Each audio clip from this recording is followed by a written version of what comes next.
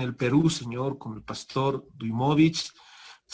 Declaramos, perdón, Señor, sabemos, Padre, que tú eres,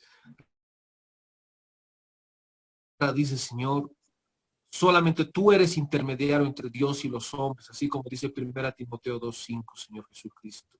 Gracias, Padre, gracias, Señor Jesucristo, por todo. Amén. Amén. Bueno, Amén. queridos hermanos, como cada noche empezamos, y este jueves estamos con el pastor Antonio Vergel Garnica. Cristo Antonio Vergel Garnica, él estará hablando sobre las epístolas de Judas. Él es pastor en Colombia. Pastor Cristo Antonio Vergel Garnica, muy buenas noches, saludos desde Bolivia. Buenas noches, Pastor Nelson, gracias por la invitación, primero que todo, y es un honor poder estar con ustedes compartiendo la palabra del Señor en esta noche. Amén. Bueno, empezamos con la disertación del pastor referente a la epístola de Judas. Bueno, pastor, lo escuchamos. Buenas noches para todos.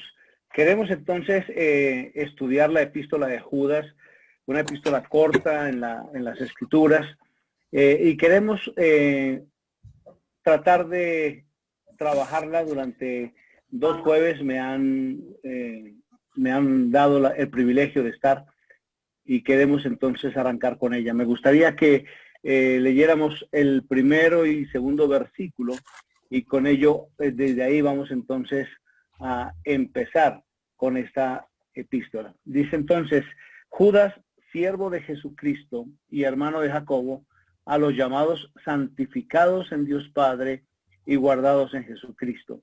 Misericordia y paz y amor os sean multiplicados.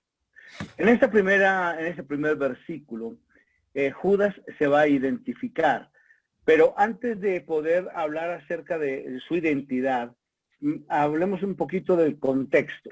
La epístola de Judas fue escrita justamente por Judas, uno de los hermanos del Señor, que lo vamos a ver en este momento. Fue escrita más o menos en el año 68 después de Cristo.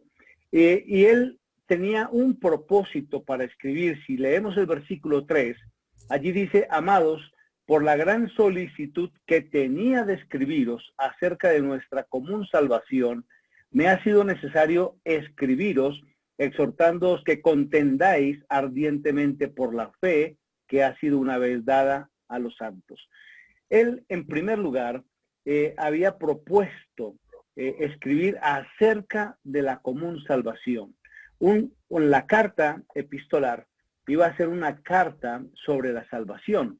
Sin embargo, por los problemas que se estaban dando en este momento histórico aquí, en este lugar, él cambia el tema y ahora dice: me ha sido necesario escribiros exhortándoos que contendáis ardientemente por la fe que ha sido una vez dada a los santos.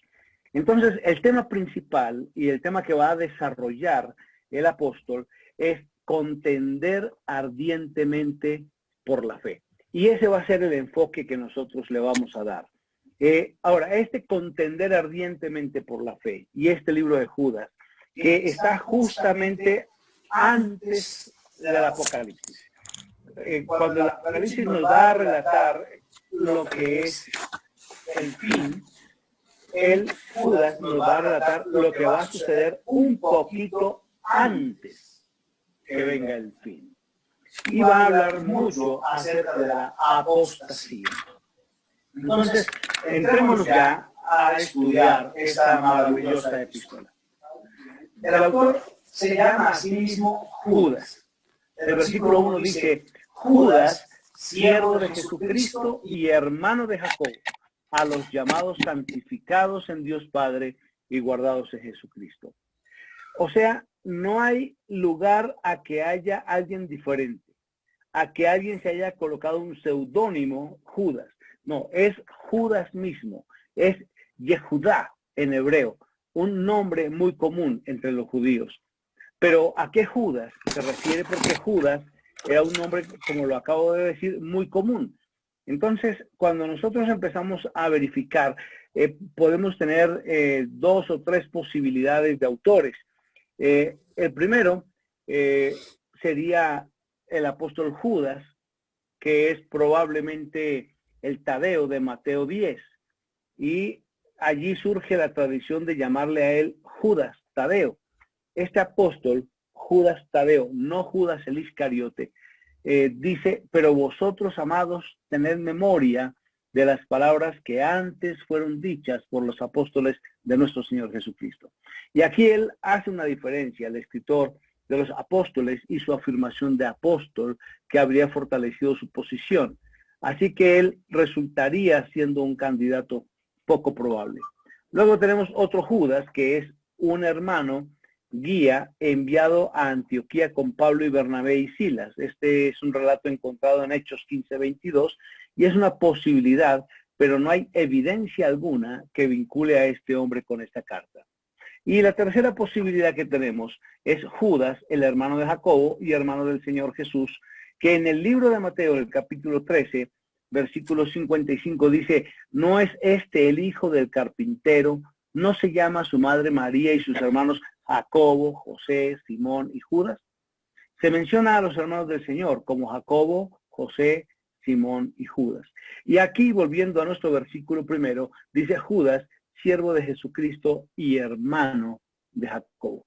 Entonces, podemos pensar que este Judas, hermano de Jacobo, hace referencia a Judas, el hermano del Señor. Así que la duda del escritor aquí ahora se va a cernir en el hecho que él no reclama apostolado y tampoco hace referencia a ser el hermano del Señor.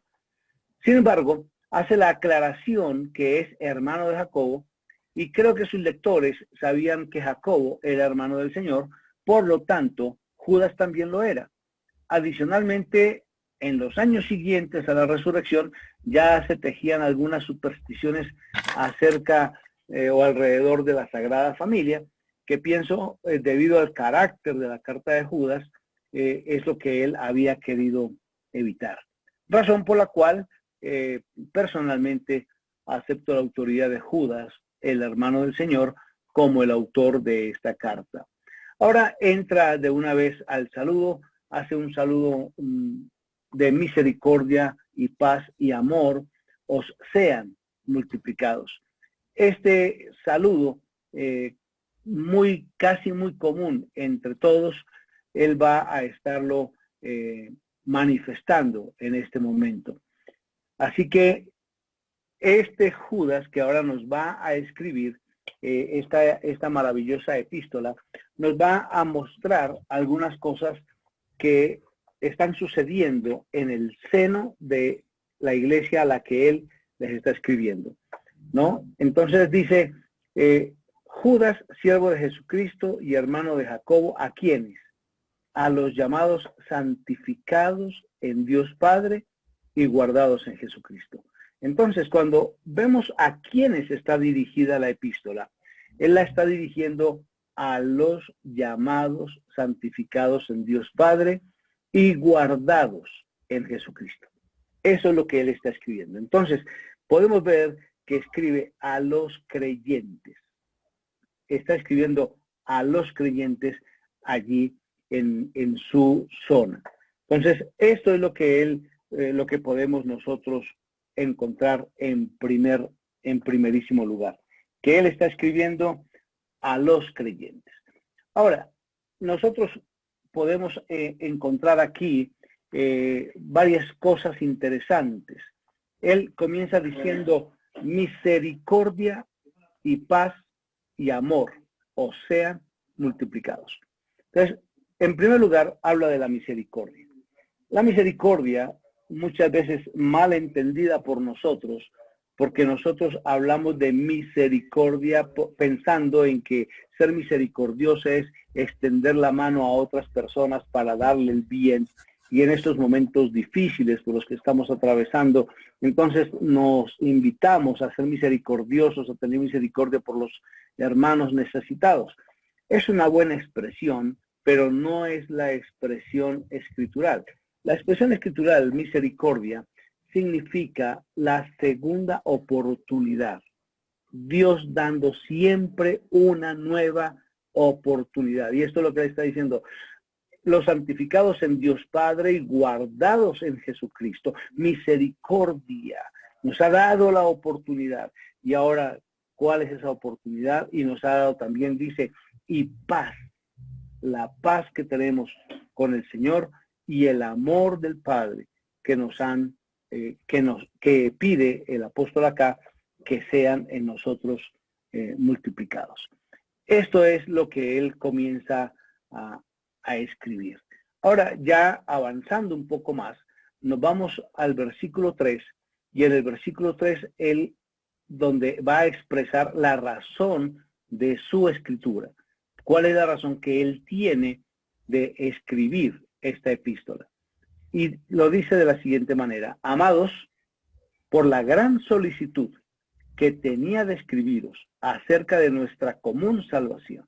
Entonces, vemos en primer lugar que él tenía una solicitud, es decir, él interiormente quería escribir acerca de la común salvación. Lo que él estaba buscando era profundizar en el tema de la salvación, de la doctrina de la salvación. Pero algo sucedió, y es lo que estaba ocurriendo alrededor de los hermanos, la apostasía que se venía dando. Entonces, en ese medio, él dice, no necesitamos hablar de la salvación. ¿Qué necesitamos hablar? Es acerca de exhortar a todos los hermanos a que contiendan ardientemente por la fe que ha sido una vez dada a los santos. Este contender no quiere decir que vamos a salir a pelear. Esa no es la palabra.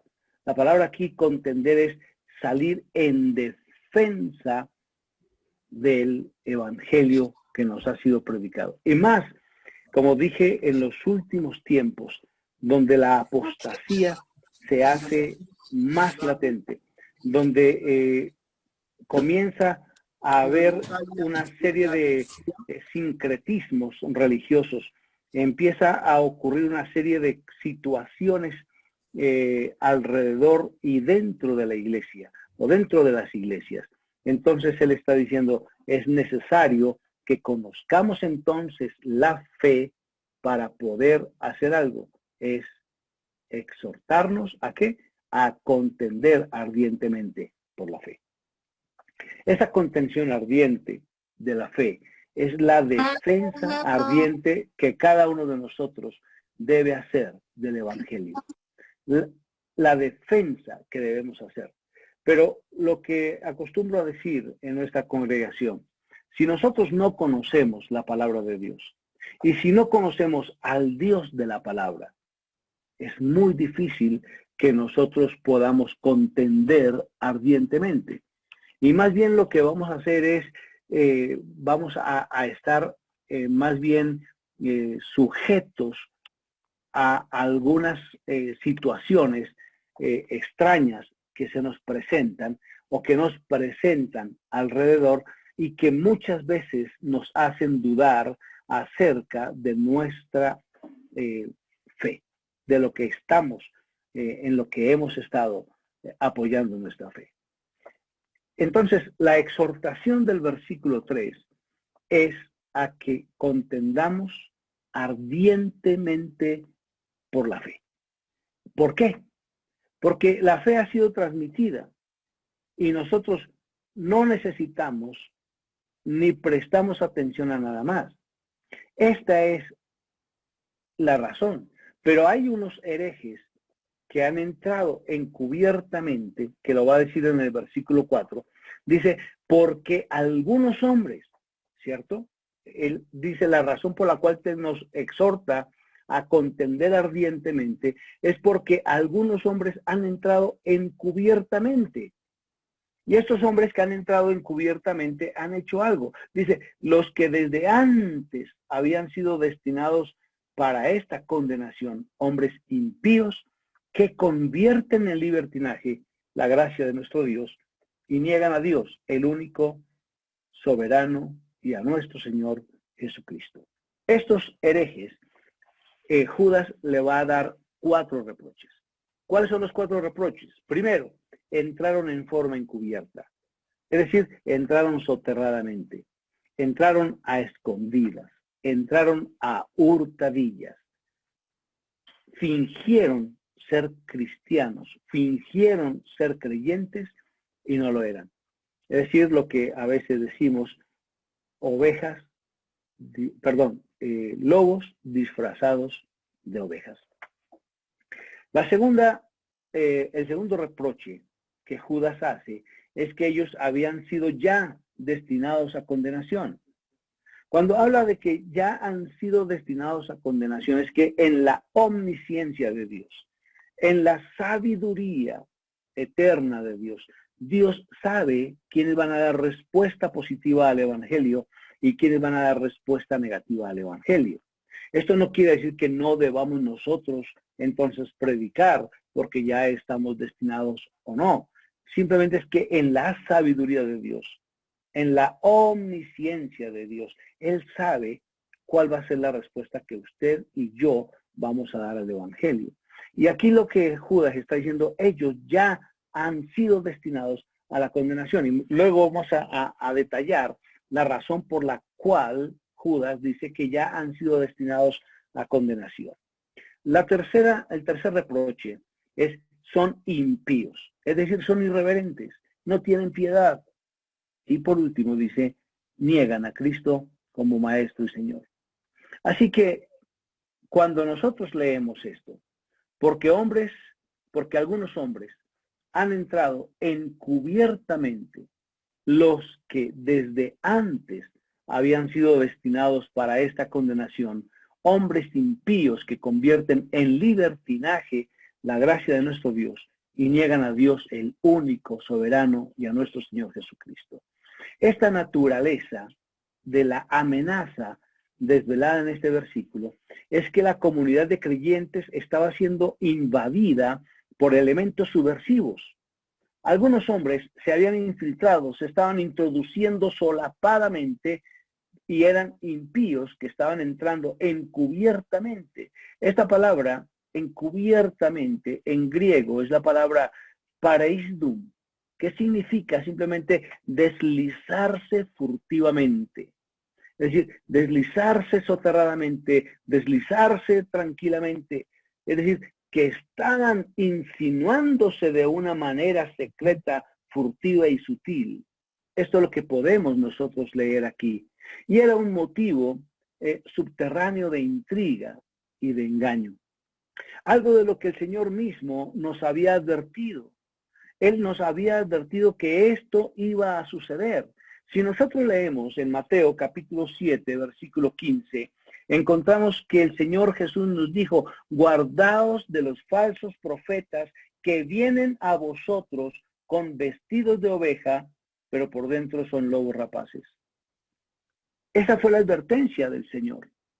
Y a esta advertencia es a la que Judas va a enfrentar y a la que Judas nos va a exhortar para que estemos listos, preparados para presentar defensa, para contender ardientemente por la fe que ha sido una vez dada a los santos.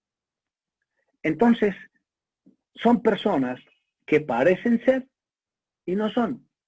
Aparentan ser creyentes, pero no lo son. Hace varios años atrás, los abuelos nos decían, no todo lo que brilla es oro.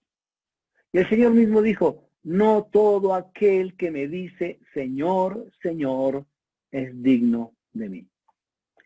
El primer ejemplo que tenemos en la misma vida cotidiana del Señor, casi por 3 años, Judas Iscariote estuvo diciéndole al Señor Jesús, Señor, Señor.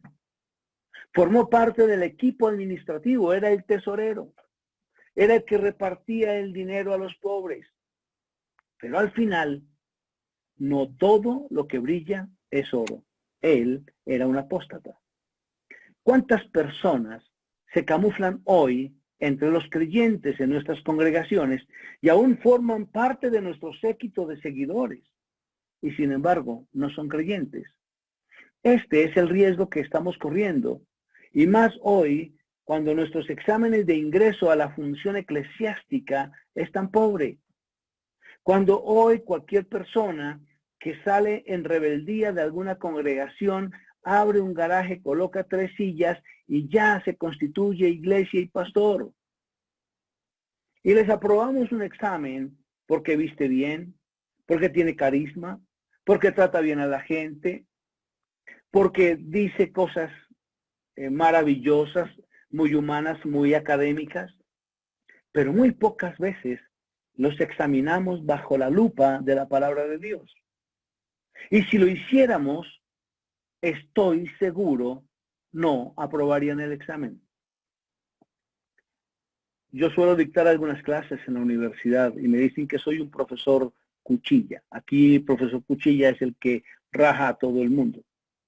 Pero no, me gusta examinar y que las personas, lo que se examina de ellas es que sea para lo que se van a dedicar.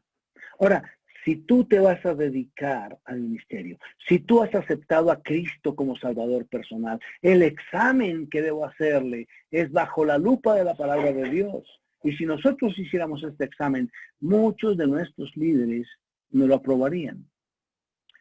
Por eso, de una manera condescendiente, que linda con la irresponsabilidad, les permitimos servir y muchas veces les permitimos enseñorearse de la grey. Hasta que un día salen de nosotros porque no eran de nosotros, dice el apóstol Juan. Salieron de nosotros porque no eran de nosotros.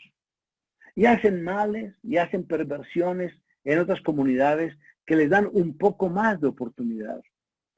Veamos algunas de estas calificaciones.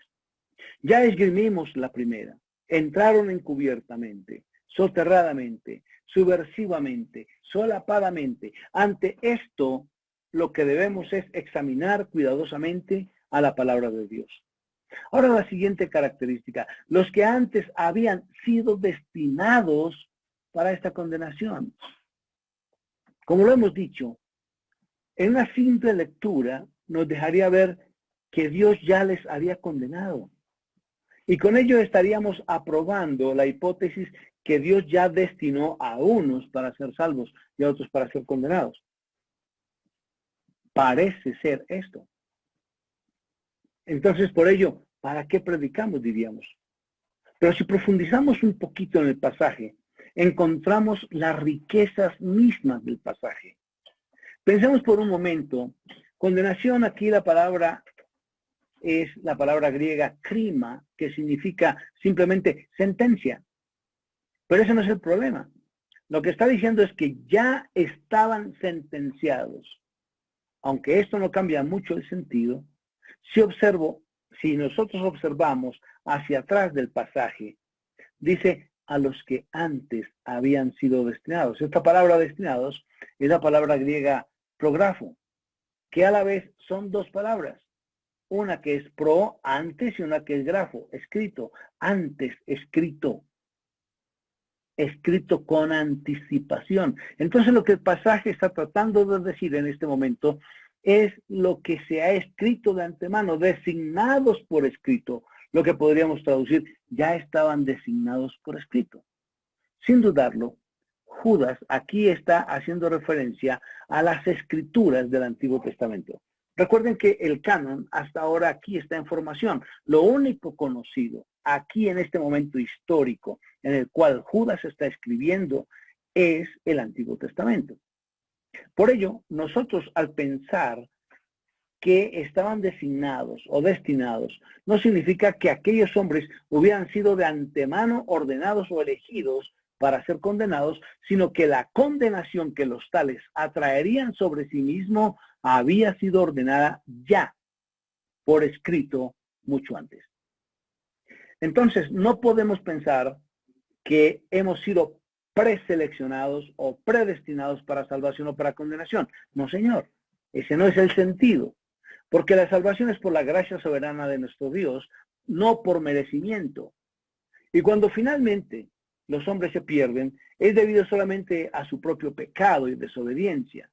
En otras palabras, a su incredulidad. Porque el único pecado imperdonable es el pecado de incredulidad. Entonces, lo que dice el pasaje es que la condenación o sentencia de los apóstatas había sido determinada ya por escrito, con mucho tiempo de anticipación. La condenación de estos hombres, específicamente tratados en Judas, resultaba porque habían convertido en libertinaje la gracia de Dios. La palabra libertinaje es la palabra aselgeia, que significa simplemente indecencia, falta de decoro, excesos, rufianería y ebriedad consuetudinaria. Esos hombres impíos a los que se refiere el escritor se habían corrompido de tal manera, o habían corrompido de tal manera el concepto de la gracia de Dios, que hacían de ella un cobertor de su pecaminosidad y de su inmoralidad. Esto es lo que el apóstol Pablo preguntaba en Romanos. Que pues, si nosotros decimos que donde abundó el pecado, sobreabundará la gracia, entonces, ¿qué? ¿Pecamos para que la gracia abunde? En ninguna manera. En ninguna manera. Entonces, lo que él está diciendo aquí es eso. Hemos convertido en libertinaje la gracia de Dios. Estos hombres habían convertido, se refiere el escritor, habían corrompido el concepto de la gracia de Dios y estaban tomándolo de una manera como una cubierta para la flagrante inmoralidad que ellos estaban viviendo. Esta era la filosofía de los gnósticos que estaban polulando en este momento histórico. En este entorno, en la comunidad a quien es dirigida esta epístola, eran los gnósticos los que estaban pensando y creían que sus cuerpos eran esencialmente malos, así que no importaba lo que hicieran con sus apetitos, con sus deseos y con sus pasiones. Especialmente si la gracia de Dios es suficientemente amplia para cancelar, para limpiar y para cubrir todo pecado. Entonces, ¿por qué preocuparnos por el pecado? Puesto que la gracia es mayor que todos nuestros pecados. Ese era el pensamiento filosófico de estos que habían entrado encubiertamente. Entonces, aquí la costosa gracia de Dios estaba siendo pervertida en una justificación de las personas que habían entrado ocultamente. Eso es lo que está sucediendo. Entonces, la costosa gracia de Dios está siendo pervertida en una justificación del pecado. El fin justifica los medios. Es la filosofía general. Pero no, nunca, jamás. El fin nunca justifica los medios. Ahora, Judas no solamente está condenando a estos hombres por sus métodos engañosos y por la tergiversación del Evangelio de la Gracia, sino que también les va a condenar por su negación de Dios, el único soberano, y de nuestro Señor Jesucristo. Estos falsos maestros no solo vivían de forma inmoral, sino que rechazaban la autoridad de Cristo.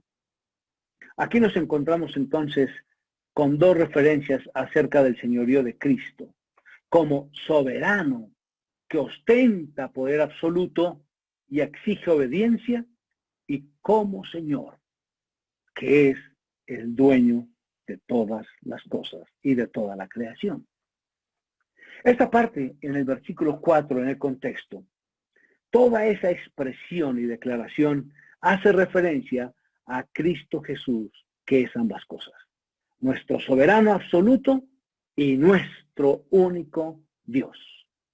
Nos encontramos aquí con otro gran problema de estos hombres que entraron encubiertamente, que es negar que Jesucristo es Dios.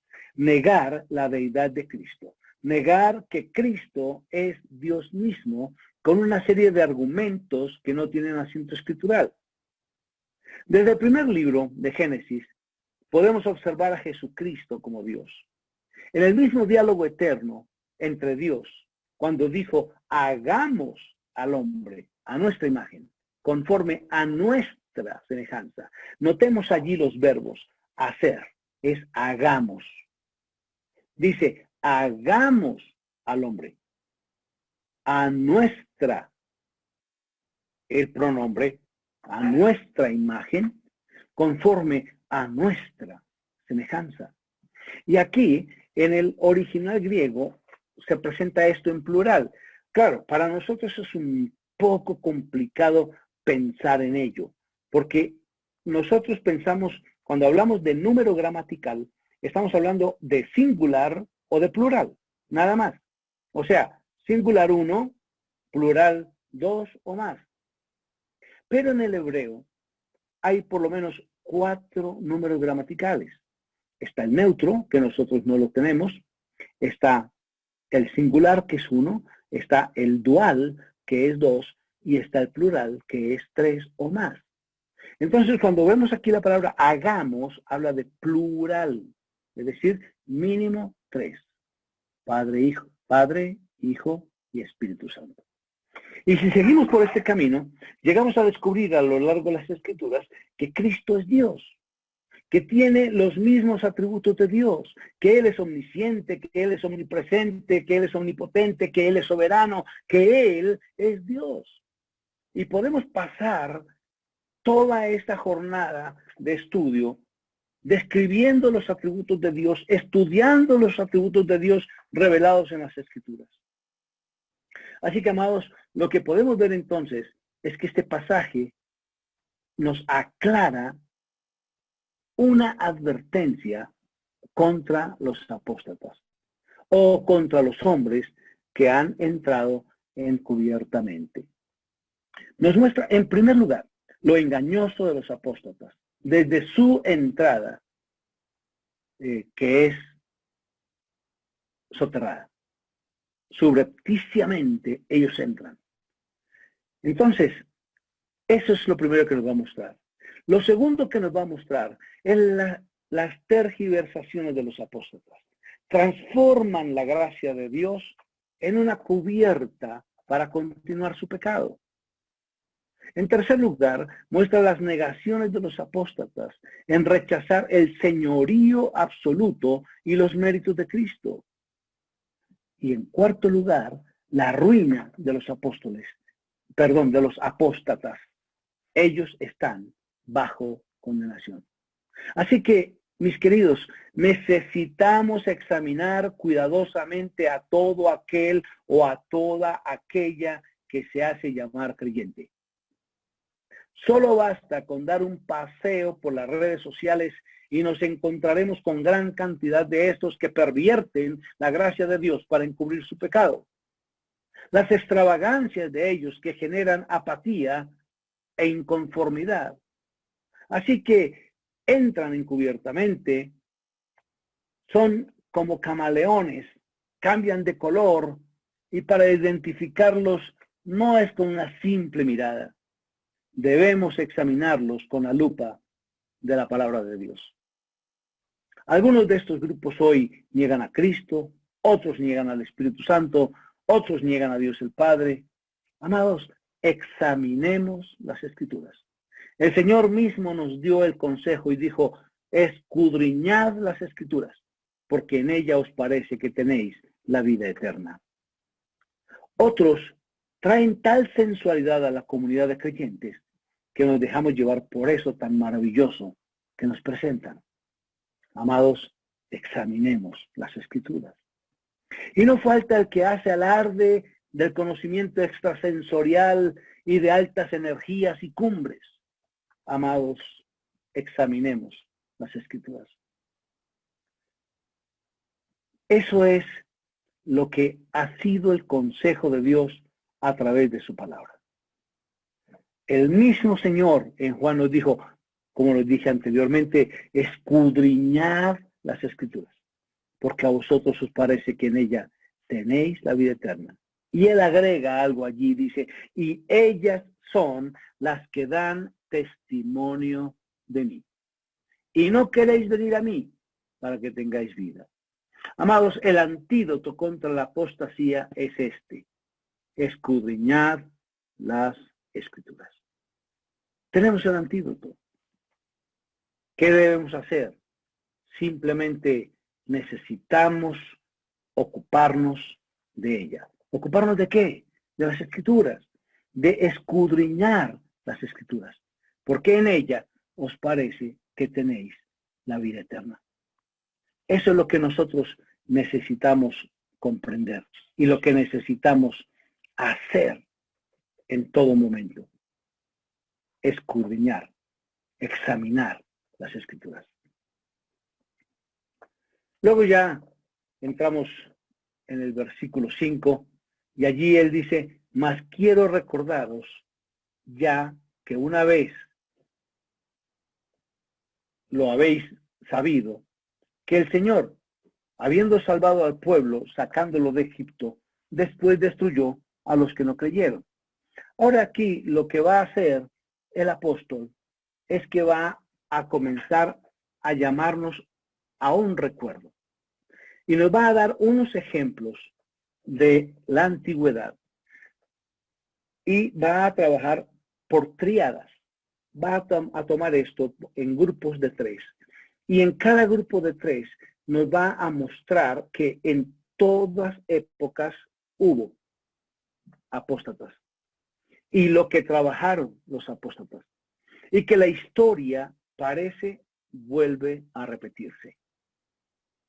Todo lo que va a mostrar Judas, escrito en el año 68 después de Cristo aproximadamente, que nos muestra también algo que fue escrito en Génesis, que fue escrito en otros libros, nos va a mostrar que hoy, si comparamos la vida religiosa, no espiritual, sino religiosa, vamos a encontrar exactamente lo mismo.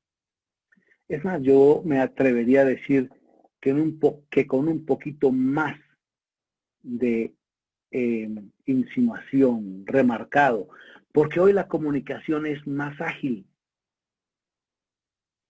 Ya no necesitamos mayor cosa para ver toda la perversión, la vemos al instante, en el momento.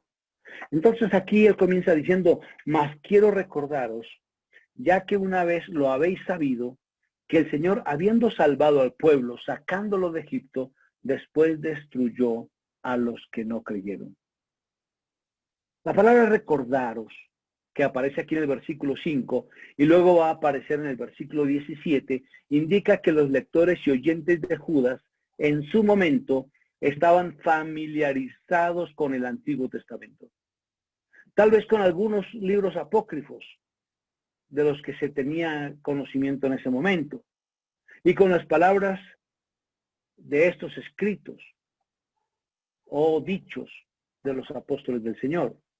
Y lo que está dejando claro el escritor es que aquellos hombres impíos debían haber aprendido de la historia sagrada, de la historia bíblica, que sus pecados atraerían sobre ellos el desagrado divino, tan cierto como lo atrajo sobre Israel incrédulo, o sobre los ángeles rebeldes, o sobre las ciudades inmorales de Sodoma y de Gomorra, como se va trabajando en este libro.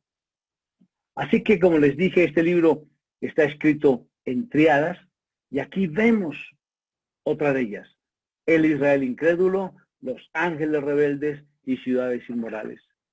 Y el autor nos invita entonces, e invita a todos sus lectores y a todos sus oyentes a echar una mirada en esos escritos, es decir, a escudriñar las escrituras.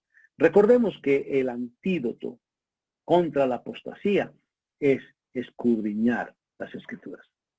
Y comienza diciendo, recordaros, y lo acompaña, ya que una vez lo habéis sabido. Otra vez aparece una palabra muy interesante, que es la palabra hapax, que es una vez por todas. Es la palabra que utiliza el autor de Hebreos para decir de una vez para siempre. Jesucristo murió una sola vez por siempre. Esa es la palabra hapax.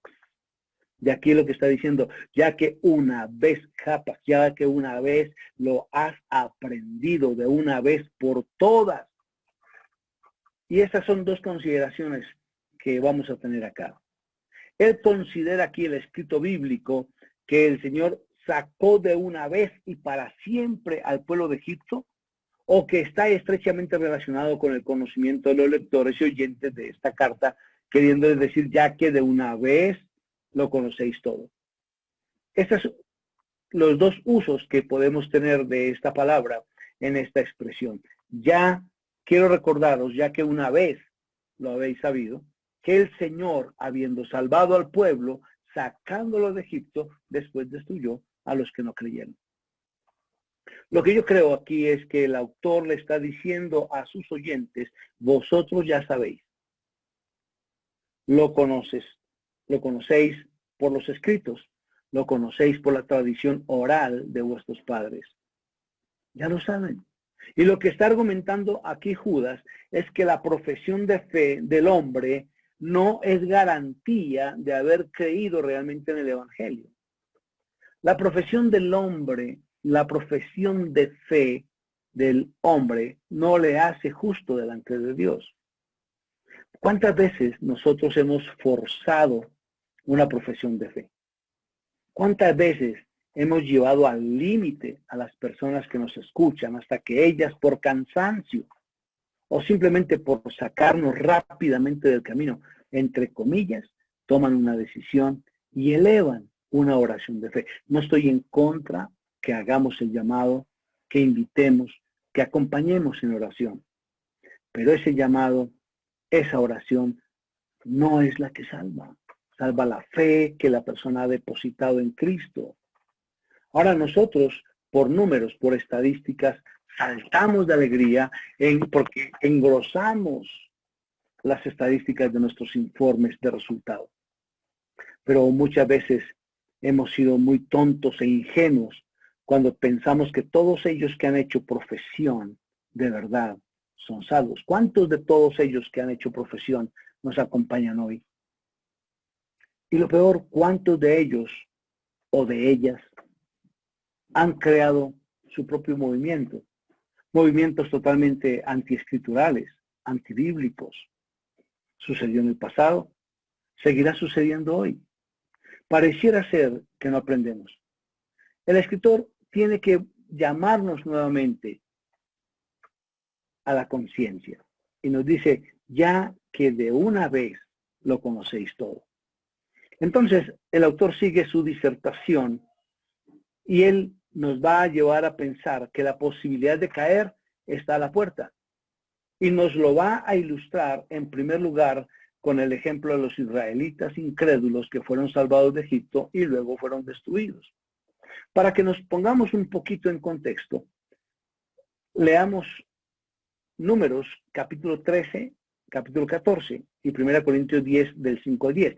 No lo vamos a leer acá por cuestión de tiempo, pero me gustaría que ustedes en sus casas pudiesen leer todo el capítulo 13 de Números, todo el capítulo 14 de Números y la porción de los versículos 5 al 10 de 1 Corintios. Leamos solamente Corintios para que nos ubiquemos. Pero de los más de ellos, dice 1 Corintios capítulo 10, versículo 5, pero de los más de ellos no se agradó Dios, por lo cual quedaron postrados en el desierto. Mas estas cosas sucedieron como ejemplos para nosotros. Si usted está leyendo allí en su Biblia, subraya esa palabra, como ejemplos para nosotros, para que no codiciemos cosas malas como ellos codiciaron. Ni seáis idólatras como algunos de ellos, según está escrito. Se sentó el pueblo a comer y a beber y se levantó a jugar. Ni forniquemos como algunos de ellos fornicaron y cayeron en un día 23,000. Ni tentemos al Señor como también algunos de ellos le tentaron y perecieron por las serpientes. Ni murmuréis como algunos de ellos murmuraron y perecieron por el destructor. Dios había prometido a los israelitas la tierra de Canaán. Si recordamos, ellos enviaron a 12 espías para ver la tierra. En aquella promesa se incluía toda la capacitación que fuera necesaria. Pero ellos aceptaron el mal informe de los espías en Cades y se rebelaron contra el Señor. El resultado fue que todos los hombres que tenían 20 años y más al dejar Egipto perecieron en el desierto, con la excepción de 2 hombres, Josué y Caleb. El libro de Hebreos, el autor a los Hebreos, en el capítulo 3, nos hace este relato. Dice, quienes fueron los que habiendo oído le provocaron. ¿No fueron todos los que salieron de Egipto por la mano de Moisés? ¿Y con quienes estuvo él disgustado 40 años? ¿No fue con los que pecaron, cuyos cuerpos cayeron en el desierto? Y a quienes juró que no entrarían en su reposo, sino a aquellos que le desobedecieron. Y vemos que no pudieron entrar a causa de incredulidad. Esa es la manera en que Judas nos advierte hoy y nos dice que aquellos hombres impíos que hoy se han infiltrado han entrado encubiertos, han entrado encubiertamente, han entrado solapadamente y que van a ser destruidos igualmente por su incredulidad. Y Judas va a retroceder más allá del tremendo fracaso de Israel a la desastrosa caída de ciertos ángeles. Ese es el segundo ejemplo de defección. Judas nos va a mostrar una apostasía angelical de su dignidad, de su estado original. Veamos allí el versículo 6 de Judas y dice, y a los ángeles que no guardaron su dignidad, sino que abandonaron su propia morada, los ha guardado bajo oscuridad en prisiones eternas para el juicio del gran día. Judas nos muestra la apostasía angelical, que no guardaron su dignidad, sino que abandonaron su propia morada. Lo que podemos ver por su contexto es que estos ángeles, los ángeles abandonaron voluntariamente su propio ambiente. Ese fue su pecado.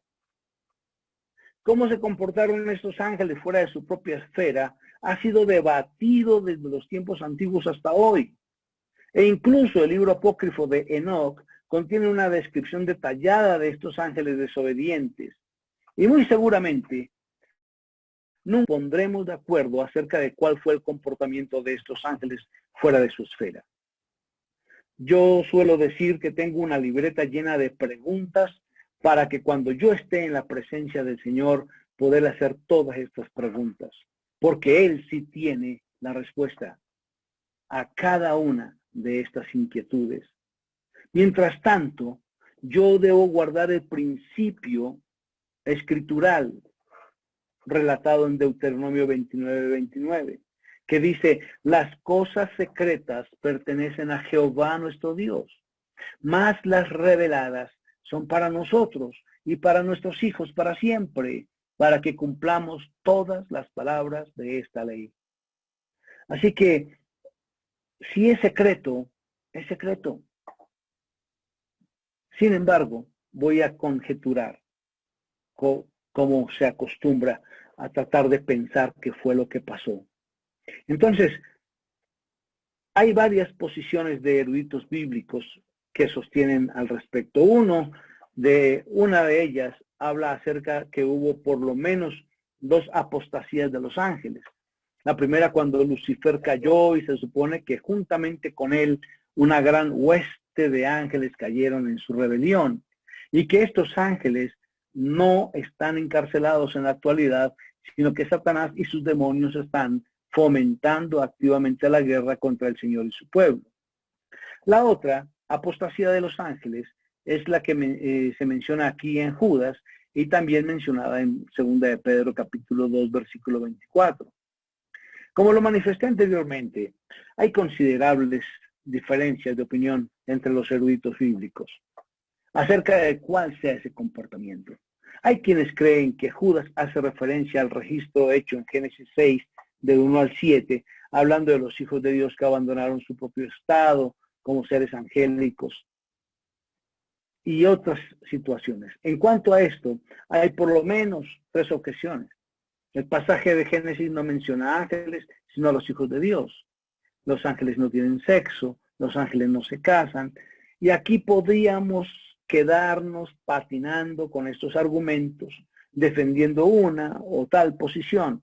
Pero esa no es la idea, porque este no es un estudio teológico de angelología, sino que necesitamos es ver qué es lo que trata de manifestarnos Judas para que nosotros podamos estar alertas ante la defensa que debemos hacer, contender ardientemente por la fe que una vez ha sido dada a los santos. Entonces, como son conjeturas solamente que no hacen a mi salvación, simplemente observo, escucho y sigo el consejo del apóstol Pablo, que dice leer todo, retener lo bueno, desechar lo malo. Yo creo que Jesús vino a morir en la cruz del Calvario por mí y a resucitar, abrió las puertas del cielo para que donde Él esté, yo también esté. Y esta es la defensa que vamos a estar haciendo. Así que sea cual sea el incidente histórico que sirve de trasfondo a este versículo 6, lo importante es saber que estos ángeles abandonaron el estado que Dios les había señalado.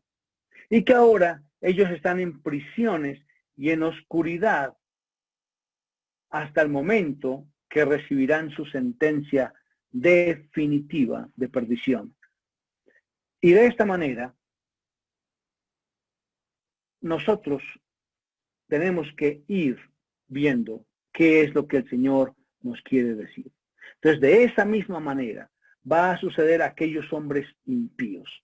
Y ahora nos va a sumergir en la tercera triada.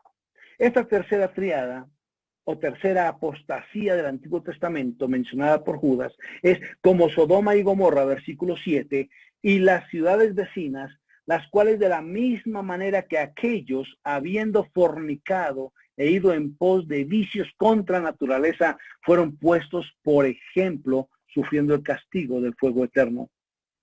En las Escrituras se señala repetidamente la historia de la destrucción de Sodoma y de Gomorra como un ejemplo de la ira de Dios contra el pecado. Para los escritores bíblicos, Sodoma era sinónimo de desvergüenza en el pecado, especialmente de licencia sexual.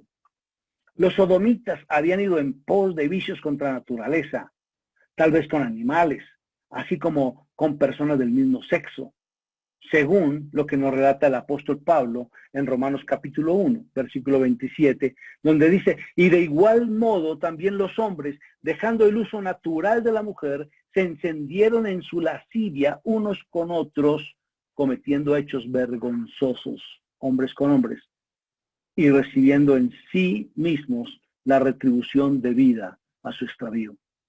El pecado específico de perversión está relatado aquí en Romanos. Aún sus mujeres cambiaron el uso natural por el que es contra la naturaleza. Y los hombres, dejando el uso natural de la mujer, se encendieron en sus deseos lascivos hombres con hombres. Los hombres de Sodoma, Gomorra, Adma, Zeboín, estaban grandemente adictos a la homosexualidad. Una adicción. El pecado aquí descrito es habiendo ido en pos de vicios, de adicciones contra naturaleza, mostrando que es totalmente contrario al orden natural que Dios ha dado. ¿Acaso es mera coincidencia que muchos de los apóstatas de nuestros días estén al frente y defiendan públicamente la homosexualidad? Y muchos de ellos lideran campañas orientadas a su legalización siempre que tenga lugar entre adultos y que consienten en hacerlo. ¿Acaso estos libertinos que se les presentan a la ciudad de Sodoma y de Gomorra como ejemplo en su sufrimiento de castigo del fuego eterno, no son los que están liderando la famosa ideología de género? no son los que lideran todo este escabroso hecho relatado en Romanos y a lo largo de la Escritura.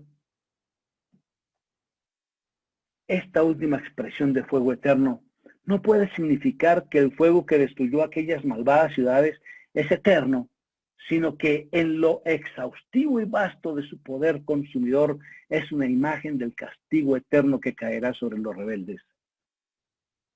Lo que ha hecho Judas en estos 3 versículos, con esta tríada, no ha sido otra cosa que desplegar la suerte de los apóstatas. A medida que se va realizando progresivamente, nos muestra que los israelitas incrédulos fueron sepultados en el desierto. Los ángeles infieles están atados en la oscuridad del infierno y las ciudades inmorales fueron quemadas con fuego, un tipo del fuego eterno. Como dijo Hebreos, horrenda cosa es caer en manos del Dios vivo. Amados, si a los israelitas, si a los ángeles, si a las ciudades inmorales sucedió esto, ¿será que en nuestra generación no sucederá lo mismo? Esta es la advertencia que nos está haciendo Judas y que nos está diciendo, contendamos ardientemente por la fe.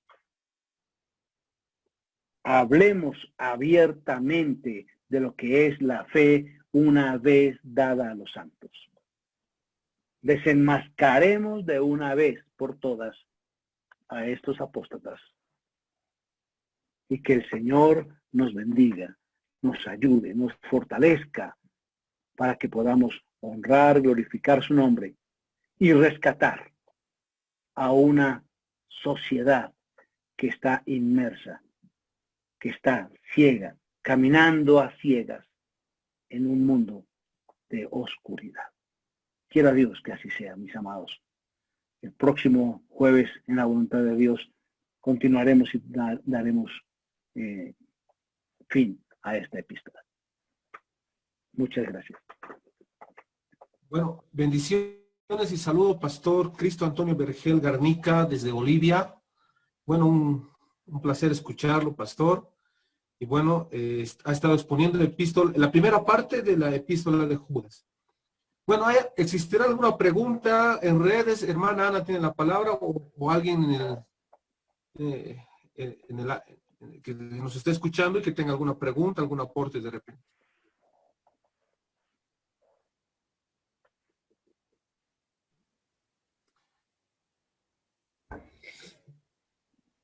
Bueno, entonces entraríamos con la siguiente disertación. Pastor Nelson. Sí.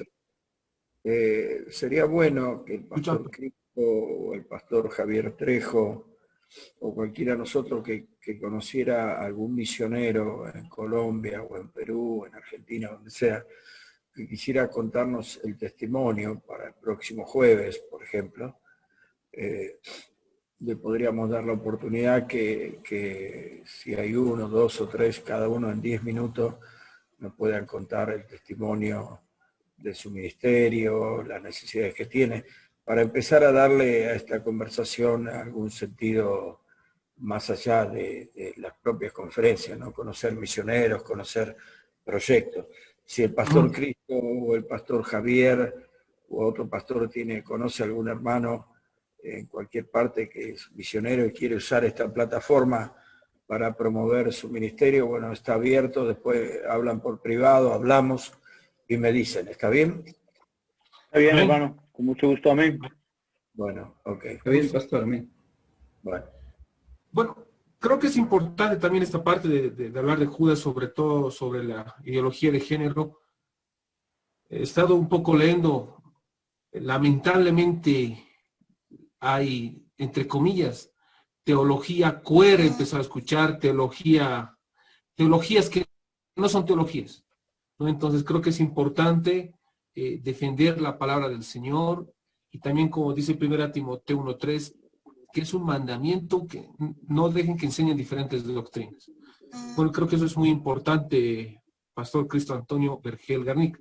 Bueno, yo por lo menos estaría muy entusiasmado de escuchar una exposición de parte de usted, Pastor Cristo Pastor Cristo, referente a la teología de estos tiempos, una teología liberal que lamentablemente está muy metida en muchas iglesias, la teología liberal, ¿no? Entonces, y es algo muy lamentable, ¿no es así, Pastor Cristo?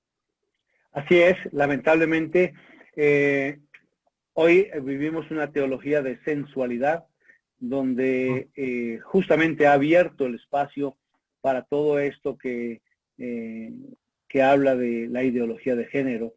En la semana anterior salió aquí en las noticias de Colombia de un, entre comillas, pastor homosexual casando homosexuales. Y ya empieza a darse esta situación, que es donde nosotros debemos empezar a fortalecer al pueblo de Dios con la verdadera teología, con la palabra de Dios, enseñando a escudriñar las Escrituras, que cada uno pueda escudriñar y verificar y poder hacer el filtro y poder rechazar y tener la firmeza de confrontar estas situaciones. Bueno, es verdad. Bueno, ahora vamos a dar paso al pastor Javier Trejo de la República de Perú. Saludar, pastor Javier Trejo, saludos de Bolivia, de Argentina, también todos los pastores que estamos aquí entusiasmados también, bueno, por esta plataforma. Pastor Javier Trejo nos estará compartiendo Corriendo hacia la meta. ¿No es así, Pastor Javier? Bien, gracias, Pastor Nelson, por este tiempo. Gracias por la invitación. Agradezco también al Pastor Néstor que pudo hacer este enlace. Realmente nos gozamos en poder compartir este tiempo, ¿no? con la palabra del Señor. Conozco al Pastor Néstor de hace muchos años atrás. Tuvimos la oportunidad de estar en Iquitos juntos en un viaje misionero por allá en la zona de Iquitos. Y lo he escuchado siempre al pastor. Gracias por este tiempo. El que le habla, pues, el pastor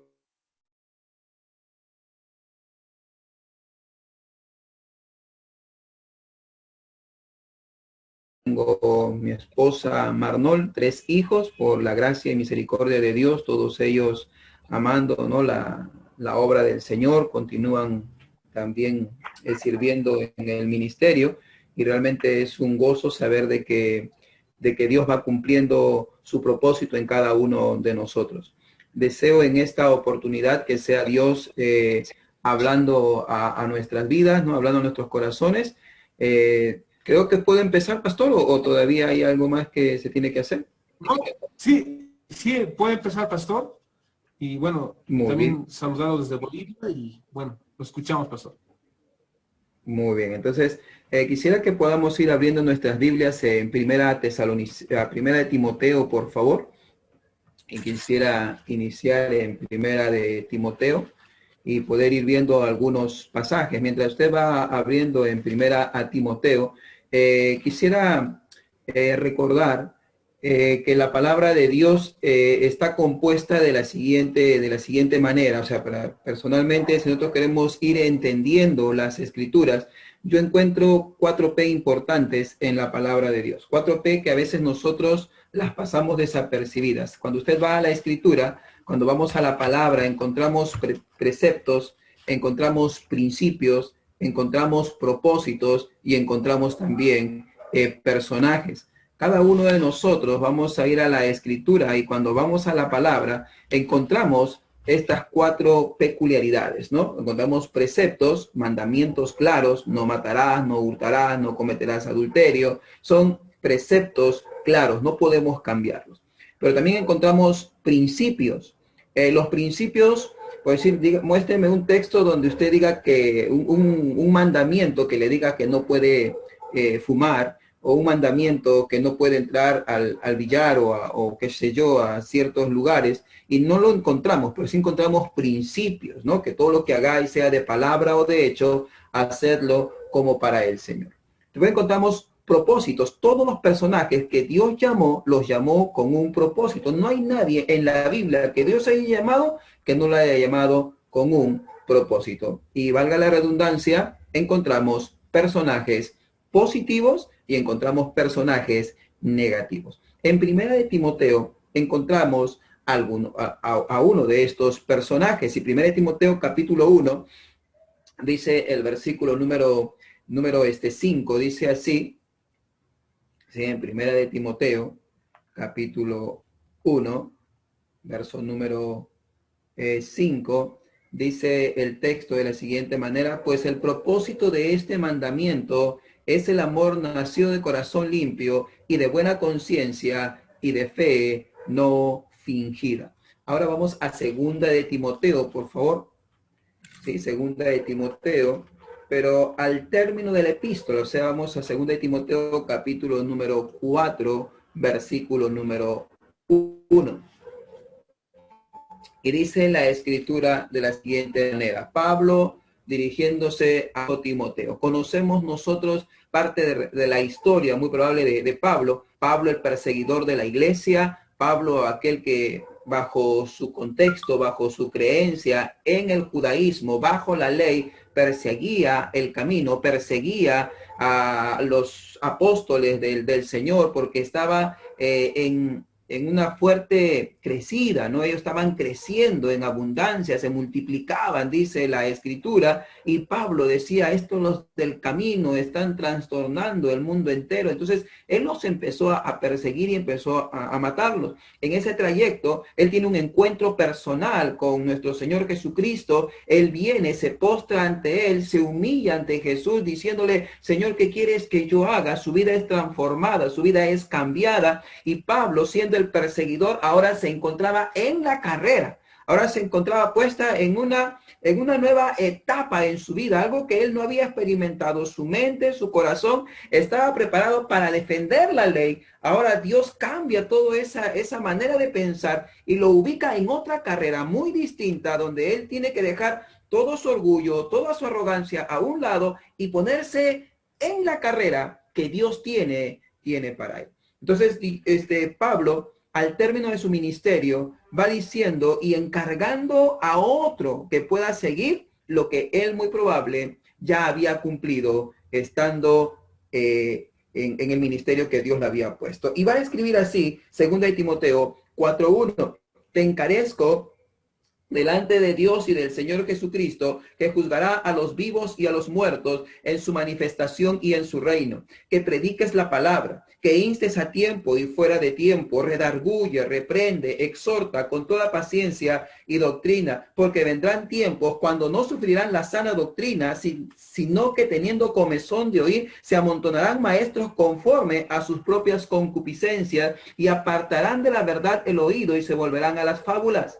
Pero tú sé sobrio en todo, soporta las aflicciones, haz obra de evangelista, cumple tu ministerio, porque yo ya estoy para ser sacrificado y el tiempo de mi partida está cercano. He peleado la buena batalla, he acabado la carrera, he guardado la fe. Por lo demás me está guardada la corona de justicia, la cual dará el Señor, juez justo, en aquel día, y no solo a mí, sino también a todos los que aman su venida. Y no solamente a mí, sino a todos aquellos que han acabado la carrera. No solamente es para mí, corriendo hacia la meta. ¿Qué es, hermano, la clave que nosotros necesitamos descubrir para correr hacia la meta?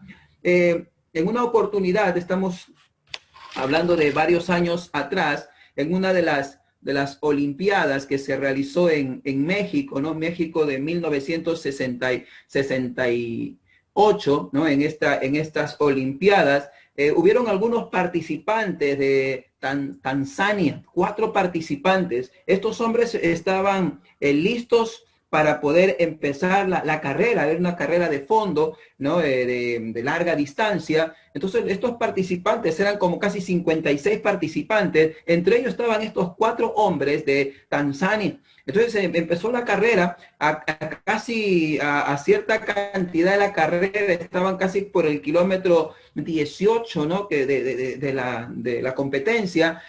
Hubieron ciertos movimientos entre los atletas y hicieron que a uno de los atletas llamado Hakbari, este hombre tropieza, se cae y se daña el brazo, y él tenía mucho dolor. Los médicos lo observaban, las personas que estaban a su entorno decían que es mejor que deje la carrera.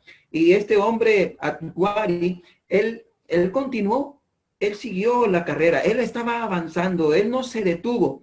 El ganador de esa carrera fue un tal Mamo, y este hombre ganó la carrera como a 2 horas con 20 minutos, que fue el tiempo en que él hizo el ganador. Y ya las personas estaban ya se estaban yendo del estadio cuando le informan, ¿no?, a los veedores de esta competencia que todavía había un corredor que continuaba, que todavía no podían detener, tenían que esperarle. ¿Y quién era? Era justamente Ambari. Él continuaba, él seguía. Llegó como a las 3 horas con 25 minutos. Llegó a la meta. Fue el último en llegar. Lo esperaron hasta el final. Llegaron las entrevistas, vinieron los periodistas y le preguntan, pero ¿por qué tú continuaste? ¿Estabas lesionado? Y pienso que hubiese sido entendible que tú te detengas, era necesario más bien por tu salud. Y Ambari responde a los periodistas y le dice, mi país no me envió a mí por 5,000 millas para comenzar una carrera. Mi país invirtió 5,000 millas en mí para terminar la carrera. Eso fue algo que impactó el entorno. Y hermanos, eso es muy cierto. El detalle no está en cómo empezamos la carrera cristiana. El detalle no está en cómo iniciamos el ministerio. El detalle está en cómo terminaremos la carrera, en cómo terminaremos la vida cristiana, en cómo terminaremos nuestro ministerio. Encontramos aquí la vida del apóstol Pablo y que él está diciéndole a su hijo Timoteo, he peleado la buena batalla, he acabado la carrera, he guardado la fe. Entonces encontramos aquí a Pablo mostrándose como un ejemplo positivo, ¿no? Un personaje positivo que concluyó esa carrera. Pero la pregunta sigue siendo la siguiente, ¿cómo se llega a la meta? ¿Cómo puedo yo correr hacia esa meta? Quisiera yo mencionar otro personaje donde Dios le pone el propósito claro en su vida, en que Dios le da el cómo él tiene que lidiar su vida diaria, le pone como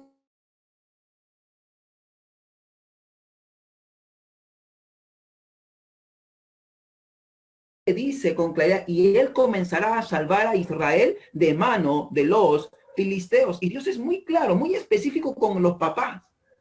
Y estoy hablando de Sansón. Dios es muy específico. Dios le dice, él comenzará a salvar a Israel de mano de los filisteos. Vaya a Jueces, capítulo 13:5. Usted va a encontrar que son las palabras que se le da a Sansón.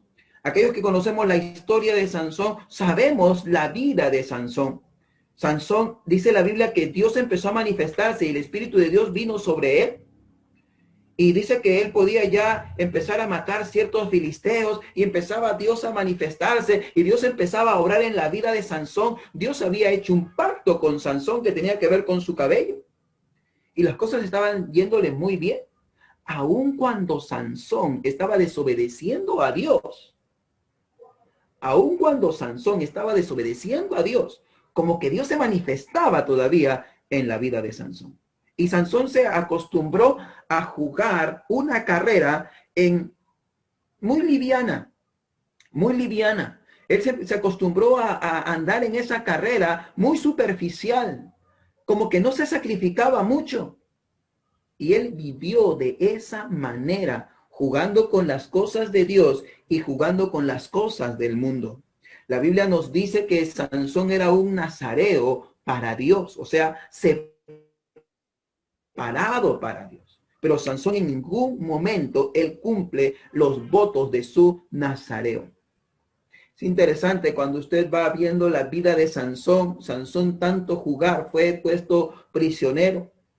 fue puesto en cadenas, perdió su visión, perdió su libertad, fue hecho un esclavo, le cortaron el cabello y perdió todas sus fuerzas. Cuando usted va al capítulo 19 de Sansón, en la última parte de su historia, Sansón dice que clama a Jehová. Sansón clama a Jehová y le dice que le ayude en ese instante. Es muy pocas veces que se encuentra a Sansón clamando a Dios, clamando a él. Pero Dios le escucha y responde. Dios escucha y responde el clamor de Sansón. Y la Biblia dice que Sansón ese día mató más filisteos que todo cuanto él había hecho anteriormente. Hermano, Dios va a cumplir su propósito en nosotros, a las buenas o a las malas. Mi pregunta es, ¿qué tipo, hermano, de personaje somos nosotros? Pero una vez más, la pregunta, ¿cómo se llega a la meta? Yo encuentro 4 principios para poder llegar a la meta.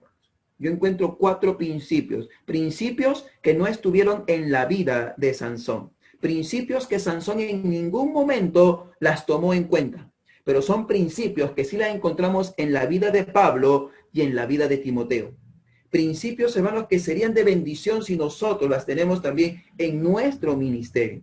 En nuestro ministerio. Son principios, hermanos, que necesitamos establecer en cada hombre de Dios, en cada líder de nuestras iglesias, en cada joven, si tú te relacionas con ellos. Principios, hermanos, que están muy establecidos en la palabra de Dios. Y yo quisiera llevarte al primer principio. Y para ello volvemos a 2 de Timoteo, si es que no se movió. Dice la escritura así, dice el verso número 1 de Timoteo 4:1, dice, te encarezco delante de Dios y del Señor Jesucristo. Hacemos un alto aquí. ¿Cuál es ese primer principio? El primer principio, hermano, nosotros quisiéramos que tengas presente cuán importante es estar conectados con el Padre. Primer principio.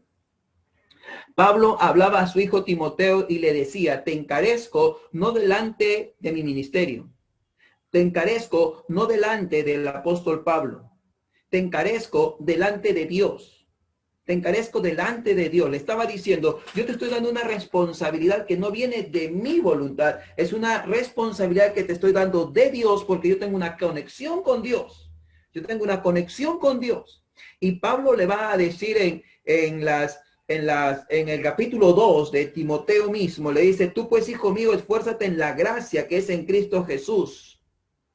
Dice, lo que has oído de mí. Lo que Pablo le estaba recomendando venía de Dios. En otras palabras, hermano, cuán importante es estar conectados con el Padre.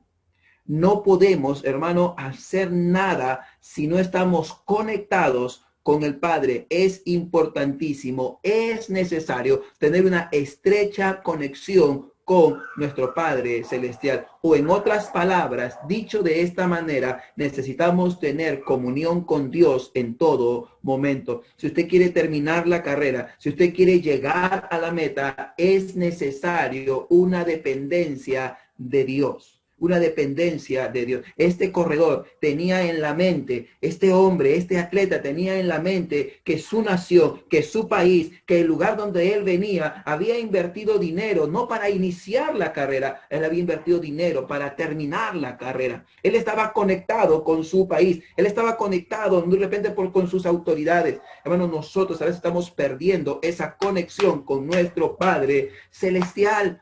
Que el apóstol Juan lo diría de esta manera, ¿no? En primera de Juan, el capítulo número 1, va a decirlo así, versículo número 5, este es el mensaje que hemos oído de él y os anunciamos, Dios es luz y no hay ningunas tinieblas en él. Si decimos que tenemos comunión con él y andamos en tinieblas, mentimos y no practicamos la verdad, pero si andamos en luz como él está en luz, tenemos comunión unos con otros. Si decimos que tenemos comunión con él y andamos en tinieblas, mentimos.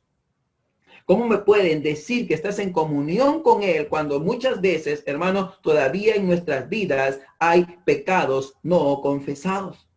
Hay resentimiento en nuestro corazón, guardamos rencor, no estamos dispuestos a perdonar a la esposa, no estamos dispuestos a perdonar al esposo, no estamos dispuestos a perdonarnos padres e hijos o hijos a padres. Y no puede haber bendición, hermano, en un ministerio que realmente no tiene una dependencia de Dios. Para poder llegar a la meta y llegar hacia esa meta, necesitamos estar conectados con el Padre. En segundo lugar, necesitamos estar conectados con personas. En segundo lugar, necesitamos estar conectados con personas. No podemos hacer la obra de Dios solos. Cristo Jesús tenía 12. Y cuando los envía de dos en dos. Encontramos aquí al apóstol Pablo, una vez más recomendando a Timoteo que trabaje en la vida de personas. Versículo capítulo 2, versículo número 1. Lo que has oído de mí ante muchos testigos, esto encarga a hombres fieles, que sean idóneos para enseñar también a otros. En el capítulo 4, donde nosotros estamos leyendo en 2 de Timoteo, dice, procura venir pronto. Verso número 9 del 4, dice, procura venir pronto, porque Demas me ha desamparado amando este mundo y se ha ido a Tesalónica. Cretense se fue a Galacia y Tito a Dalmacia. Solo Lucas está conmigo. Toma a Marcos y tráemelo contigo porque me es útil para el ministerio. Pablo siempre estuvo rodeado de personas. Pablo no estaba haciendo el ministerio solo. Le era necesario tener personas en su entorno. Muy distinto a lo de Sansón. Sansón era un solitario. Sansón vivió solo e hizo las cosas solo. Cuando papá le quiso aconsejar, él dijo no. Cuando mamá le quiso aconsejar, él dijo no. Todas las cosas que Sansón hizo, las hizo solo. Tengamos cuidado, siervos del Señor, hermanos en Cristo, cuando nosotros nos olvidamos de nuestros mentores.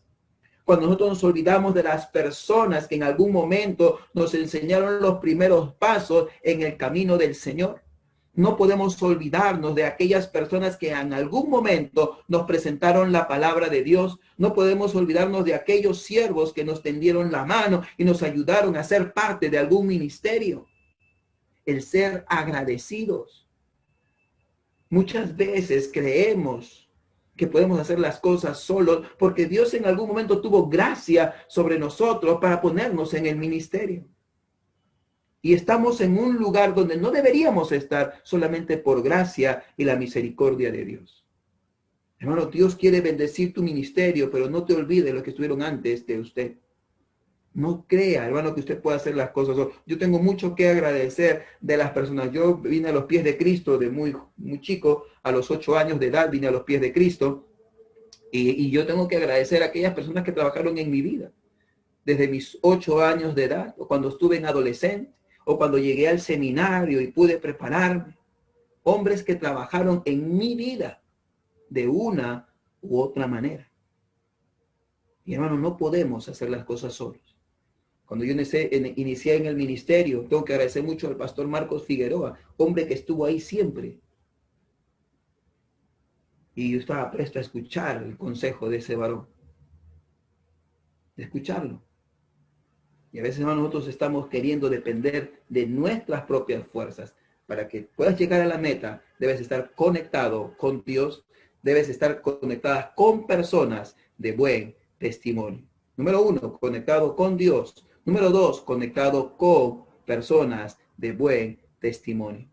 Tenga cuidado, hermano, con quién nosotros nos podemos relacionar. Dice el verso 2, verso 3, porque vendrán tiempos cuando no sufrirán la sana doctrina, sino que teniendo comezón de oír se amontonarán maestros conforme a sus propias concupiscencias y apartarán de la verdad el oído y se volverán a las fábulas. Pero tú sé sobrio en todo, soporta las aflicciones, haz obra de evangelista, cumple tu ministerio. No, tenemos que diferenciar de aquellos hombres que realmente están dándole el valor a la palabra de Dios y aquellos hombres que están queriendo sacar ganancia de la palabra de Dios. Me agrada mucho lo que está enseñando el pastor Antonio tocante al libro de Judas, que es muy cierto lo que está pasando y cosa, hermano, que no difiere mucho de aquel tiempo con el tiempo en que nosotros vivimos. Hombres amadores de sí mismos, ávaros, vanagloriosos, que están pervirtiendo el evangelio, que están pervirtiendo la palabra de Dios, la cual quiere seguir siendo viva y eficaz. Hermano, va a depender de nosotros cómo estemos conectados con Dios, con nuestro Padre, cómo estemos conectados con otras personas de buen testimonio. En tercer lugar, cuán importante es estar conectados con la palabra de Dios. Necesitamos, hermano, estar conectados con la palabra de Dios. Pablo remarca mucho esto en la vida de Timoteo, y que desde la niñez ha sabido las sagradas escrituras, las cuales te pueden hacer sabio. Timoteo era un hombre que conoció de la palabra de Dios, no por el apóstol Pablo. Timoteo no se hizo un erudito por el apóstol Pablo. Timoteo se hizo un erudito porque hubieron desde la niñez personas que invirtieron tiempo en enseñarles la palabra de Dios, en enseñarles, en impartirles el conocimiento de la palabra de Dios. Hermano, la palabra de Dios nunca vuelve vacía, porque a su tiempo vamos a cegar, hermano. En su tiempo vamos a cegar. En estos días, el domingo en la mañana, este domingo en la mañana, yo estaba haciendo limpieza al frente de nuestro templo. Nosotros tenemos los cultos por la mañana, entonces estábamos haciendo toda la limpieza. Yo estaba como a las 7:30 ahí, terminando de hacer algunas limpiezas, acomodando el jardín, y se me acerca una señora. Y me dice, pastor, ¿usted se recuerda de mí?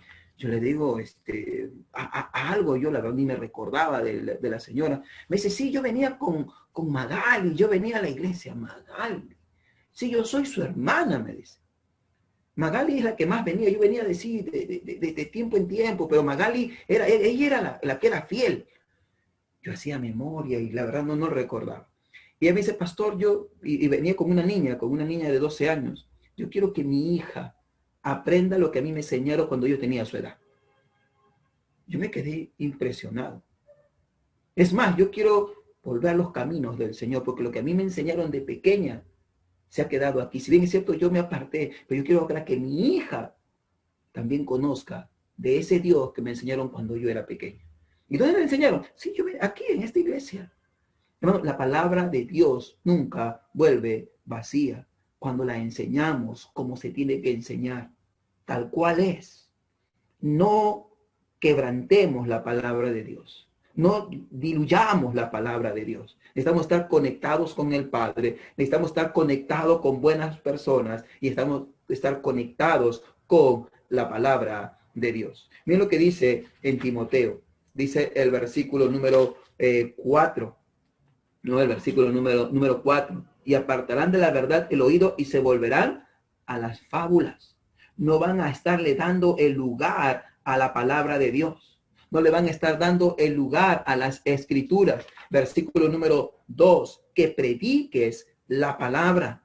Versículo número 3. Porque vendrán tiempos cuando no sufrirán la sana doctrina. La sana doctrina. Hermano, necesitamos darle valor a las escrituras.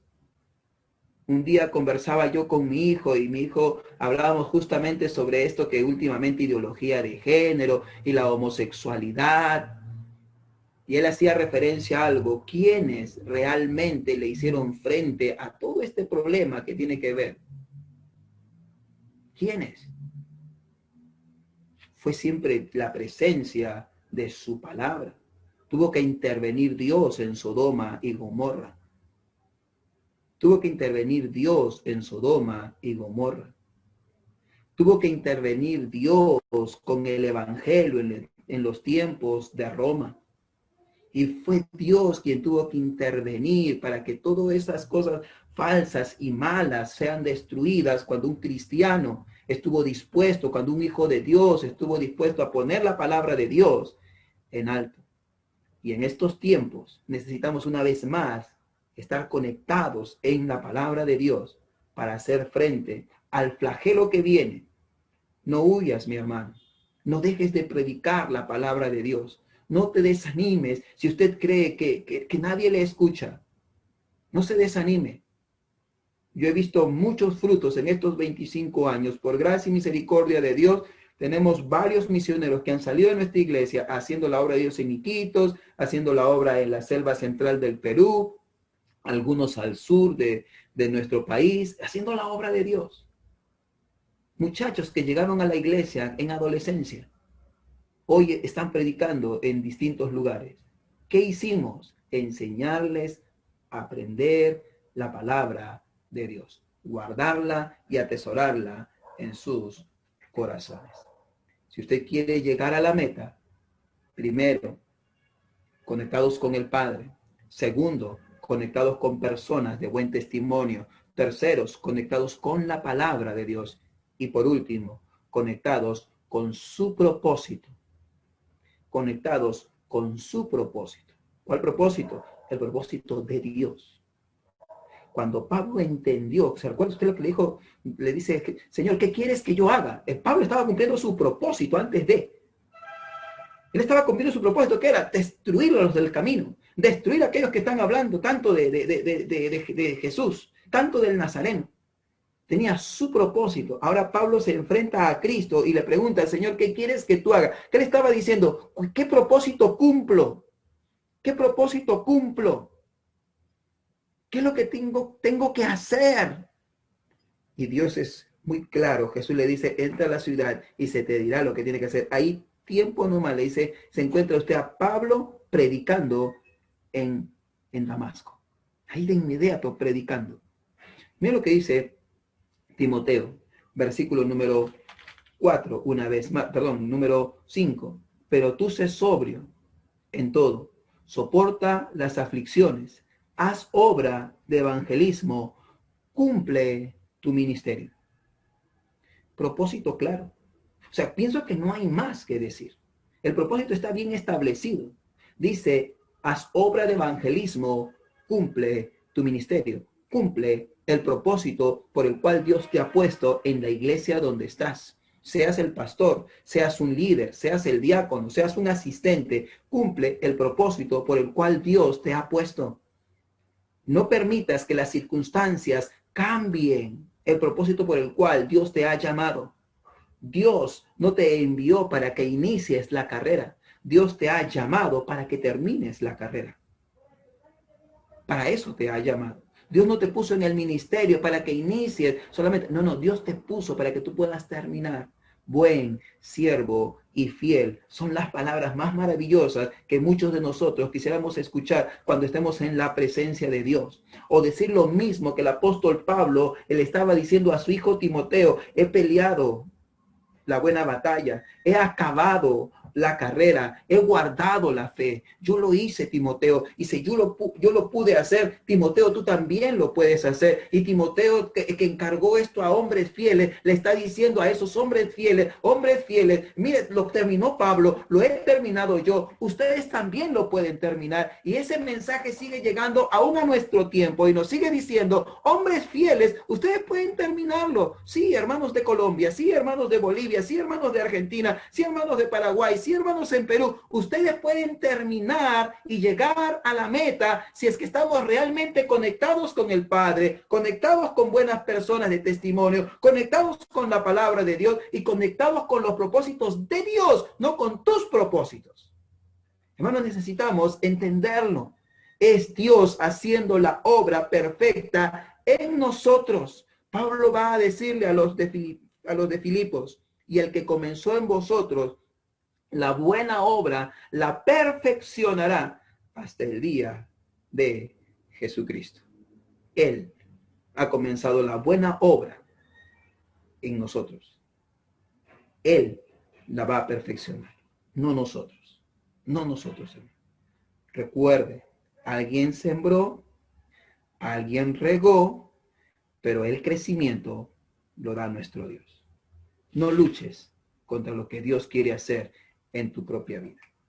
¿Qué te está impidiendo que tú puedas correr hacia la meta? ¿Qué te está impidiendo que tú puedas tener éxito en el propósito que Dios ha establecido para tu vida? ¿Qué te está impidiendo? ¿Estás conectado correctamente con el Padre? ¿Con quiénes te relacionas? De repente tienes relación con personas que realmente no van a edificar tu vida. Este grupo es un grupo muy precioso. Qué bueno estar relacionados con personas que aman la palabra de Dios y hay pasión por defender las Escrituras. O de repente no estás conectado con la palabra de Dios. no estás invirtiendo tiempo con ella y desconoces de la palabra de Dios. Yo te animo, entrénate, capacítate. Cada día invierte tiempo en estudiar la Escritura. Y por último, ¿estás realmente en los propósitos de Dios? Si esta noche hay algo que te está impidiendo llegar a la meta, reflexiona y di, Señor, quiero que tú me ayudes a poder llegar a esa meta. Ayúdame, Señor. No quiero ya depender más de mis fuerzas, quiero depender de tus fuerzas.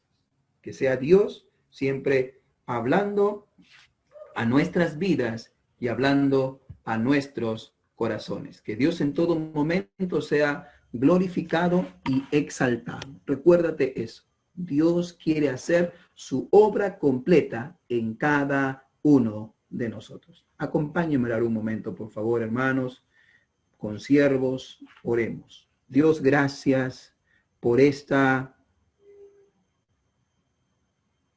exposición de tu palabra. Gracias por cada siervo tuyo, por cada hermano en Cristo, Señor, que dispone de tiempo para que sea usted, Señor, manifestándose de una manera especial. Queremos, Señor, correr hacia la meta. Queremos, Señor, no solamente iniciar una carrera, queremos terminarla. Tal cual lo dijo el apóstol Pablo, he peleado la buena batalla, he acabado la carrera, he llegado a la meta. Despojémonos, pues, de todo peso y del pecado que nos asedia, para que corramos con paciencia la carrera que tenemos por delante. Gracias, Señor, por estos varones, por estas damas, guíe sus vidas, guíe sus ministerios, guíe sus iglesias, guarde su país. Ayúdenos a estar conectados con el Padre, con personas de buen testimonio, con tu palabra y sobre todo que cumplamos tus propósitos y no los nuestros. En el nombre de Jesús, amén, Padre Santo, y amén. Que el Señor les bendiga. Amén. Bueno, fue la intervención del pastor Javier de Perú. Bueno, ¿hay alguna pregunta, queridos hermanos, algún aporte referente al tema? Por favor, estamos en la plataforma para escucharnos.